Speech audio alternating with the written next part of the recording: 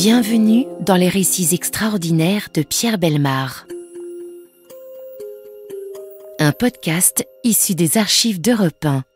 Le titre du dossier extraordinaire que Jacques-Antoine nous confie aujourd'hui suffit à en éclaircir le caractère dramatique. Tellement dramatique d'ailleurs que c'en devient presque comique.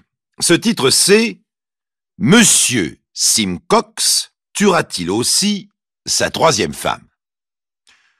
On s'étonne souvent que la justice ait relâché des individus que le bon sens commanderait d'enfermer, que les juges remettent en liberté un criminel que la police s'est donné tant de peine à emprisonner. Avec cette affaire particulièrement chargée de suspense, Jacques-Antoine essaie de fournir une explication à ces jugements incompréhensibles dont les conséquences sont quelquefois dramatiques.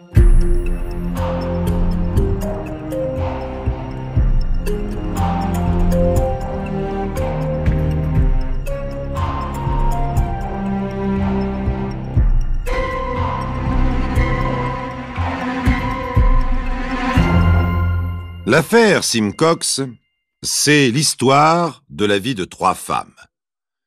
Vie de misère due à un homme possessif, jaloux et dominateur. Par exemple, sa première femme le surprend dans une situation compromettante avec une autre femme. Alors il la bat. Pourquoi est-ce qu'il la bat?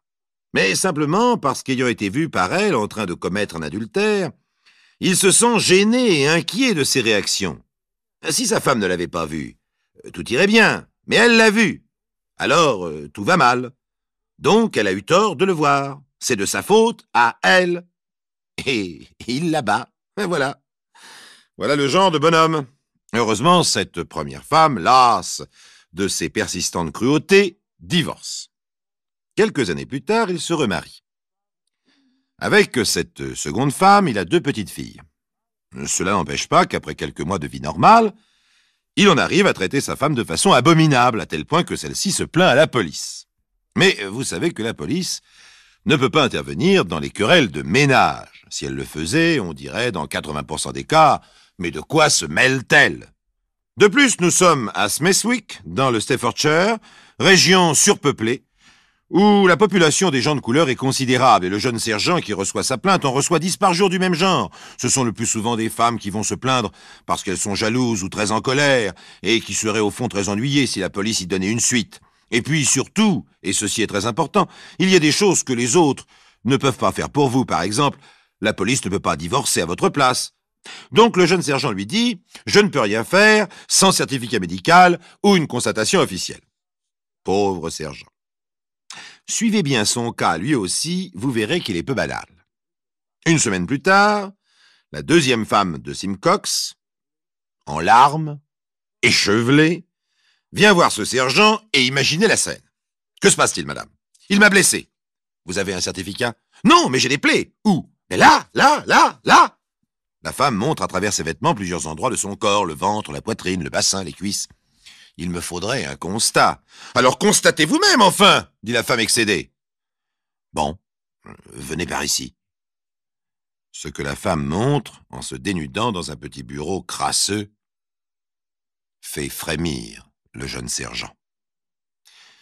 Bien entendu, celui-ci établit un procès-verbal, fait faire une enquête sur le dénommé Simcox et découvre qu'il a déjà été arrêté plusieurs fois, la première fois à 25 ans, pour attentat à la pudeur, et ensuite pour larcin et autres agressions. Pourtant, l'affaire ne va pas plus loin.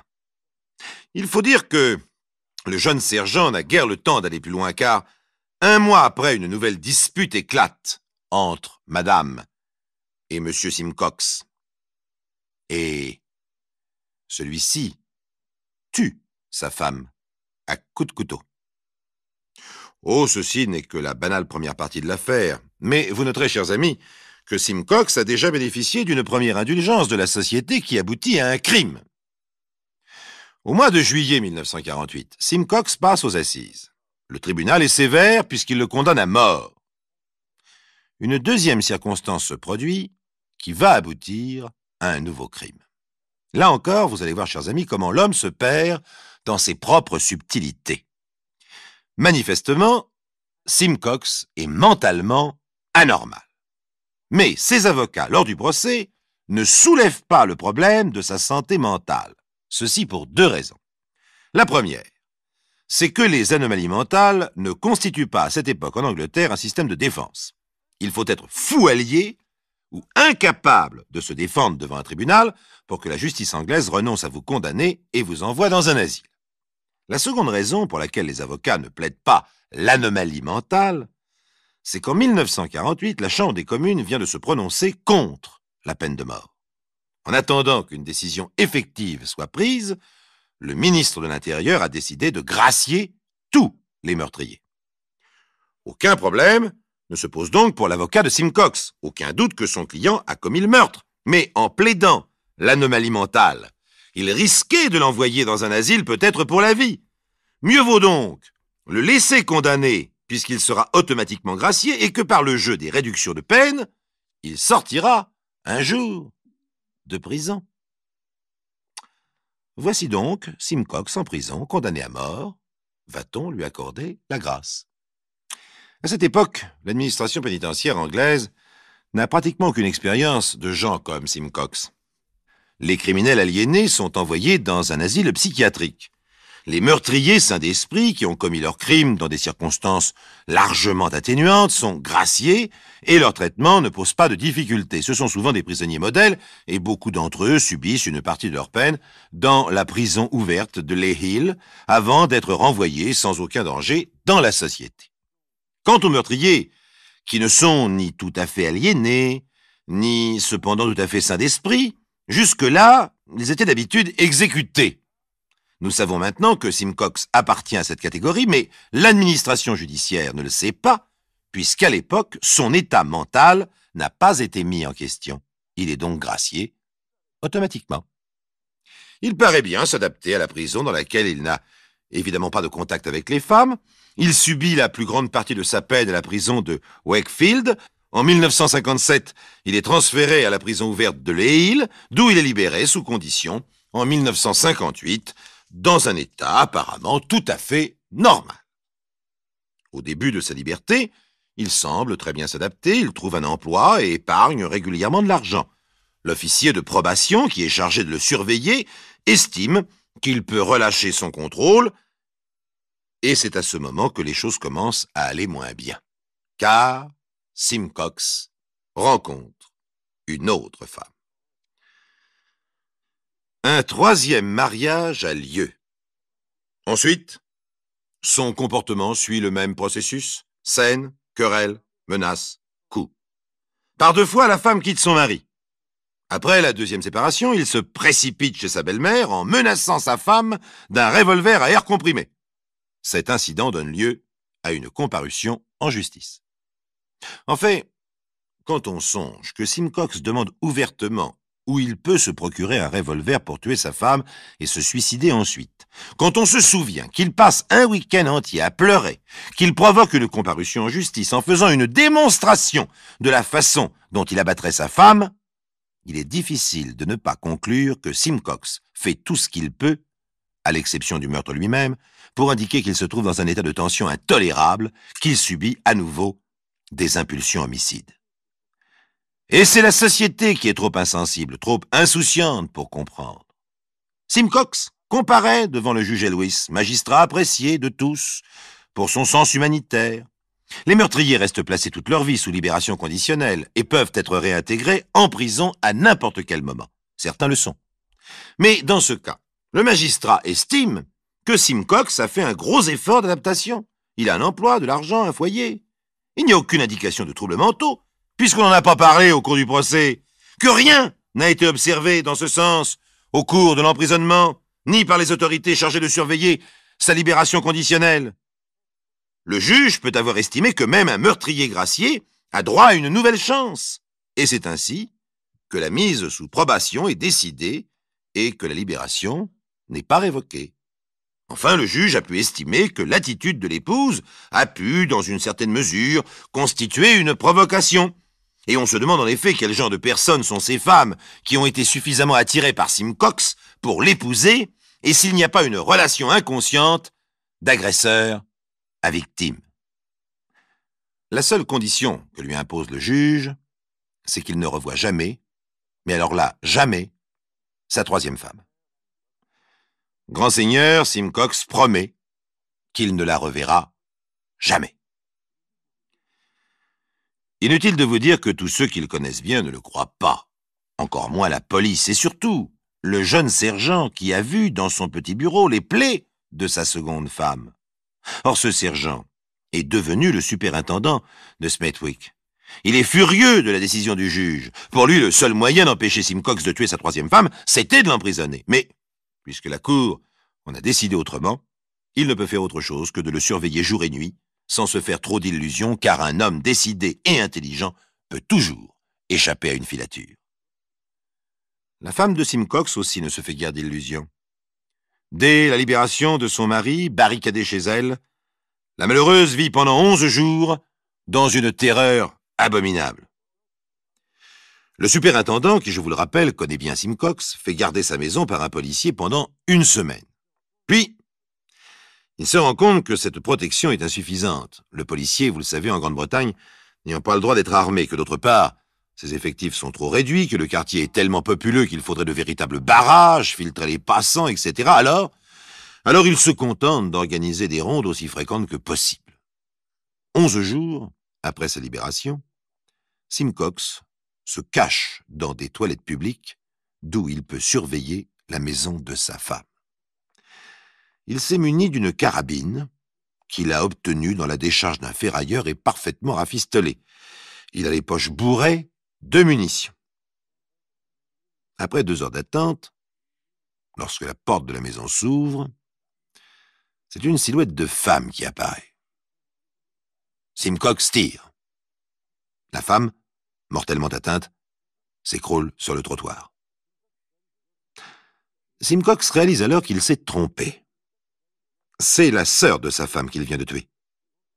Il sort de sa cachette en courant, traverse la rue, tire encore sur le cadavre, l'enjambe et se jette sur la porte de la maison. Il sent une résistance. C'est celle d'un de ses beaux-frères. Sim Cox pousse violemment la porte, bouscule l'homme, se précipite à la cuisine, où il entrevoit sa femme qui s'échappe de la maison. Il comprend qu'elle veut gagner la demeure de son autre frère, qui n'est qu'à quelques mètres. Sim Cox la poursuit et tire sur elle au moment où elle allait entrer. Mais le frère de sa femme surgit à son tour de la cuisine dans l'intention de ceinturer Sim Cox et de le désarmer. Alors Sim Cox se retourne brusquement, le frère ayant une seconde d'hésitation, Sim Cox a le temps de tirer 2 coups de carabine.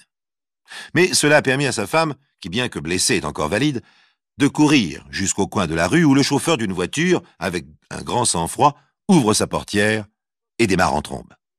Sim Cox voit la voiture s'en aller, mais il n'a pas compris que sa femme est à bord. Il croit qu'elle est rentrée dans la maison où il entre à son tour. Là, il parcourt toutes les pièces à la recherche de sa femme, et c'est alors qu'il tombe sur le deuxième beau-frère.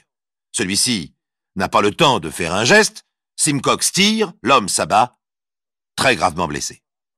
Sim Cox, ayant compris que sa femme n'est pas dans la maison, retourne à la porte et jaillit sur le trottoir, appelant sa femme, agitant sa carabine, devant la foule qui s'est amassée et reste figée de peur et d'horreur devant le cadavre allongé sur le trottoir et cet homme gesticulant.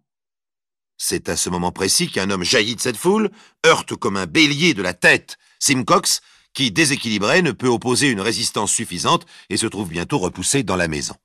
L'homme, dont le courage et le sang-froid sont méritoires, referme la porte et, s'accrochant à la poignée, la tient fermée, malgré les efforts de Sim Cox qui pousse de l'autre côté. Après quelques minutes, la pression sur la porte se relâche et l'on entend que Sim Cox ferme les serrures et le verrou. Heureusement, sur ces entrefaits, la police arrive. Les policiers enfoncent immédiatement la porte, mais au moment où ils entrent, ils entendent un coup de fusil venant d'une chambre du 2e étage. Ils grimpent les escaliers 4 à 4 pour trouver Sim Cox, allongé sur le lit, qui tient sa carabine pointée sur son estomac. Un policier se jette alors sur lui, parvient à arracher la carabine des mains de Sim Cox, qui s'est affaibli car sa blessure est grave. Les blessés sont transportés à l'hôpital. La sœur de Madame Sim Cox succombe le soir même. Les 2 frères sont blessés. Et l'on constate que Madame Sim Cox a eu beaucoup de chance, car la balle qui l'a atteinte, bien qu'elle ait frôlé la colonne vertébrale, n'a touché aucun point vital.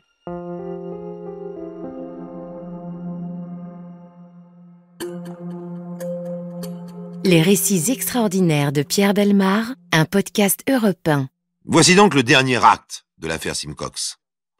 Comme vous allez le voir, il est tout à la fois logique et dément. Simcox est convoqué au tribunal pour répondre des accusations suivantes.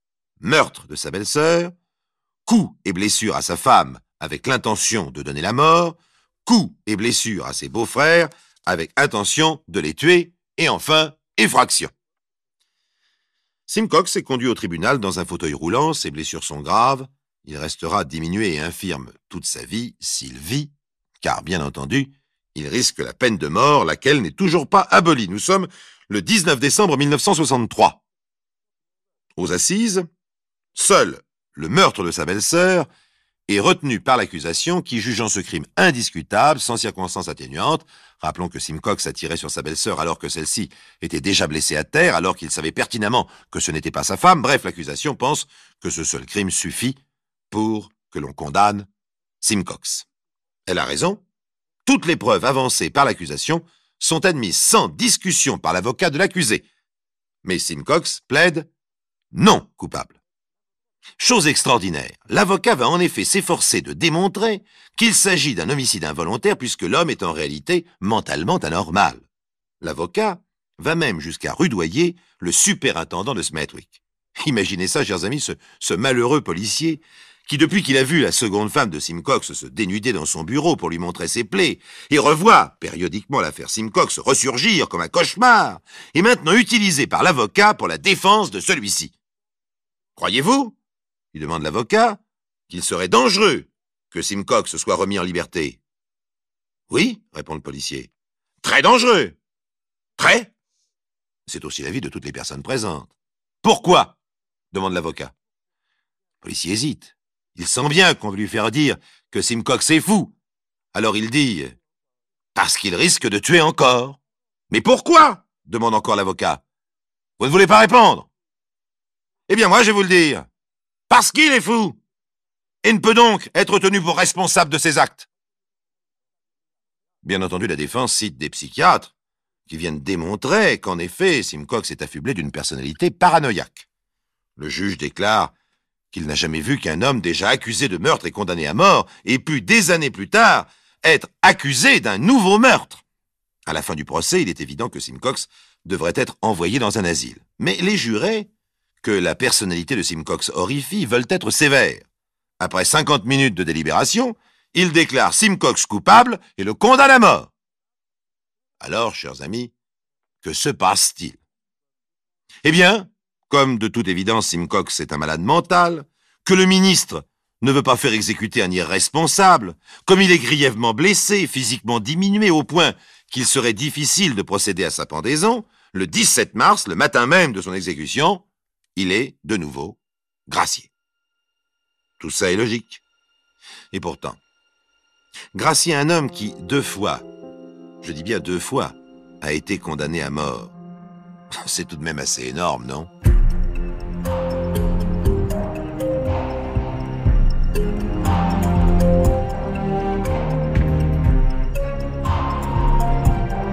Vous venez d'écouter Les récits extraordinaires de Pierre Bellemare, un podcast issu des archives d'Europe 1.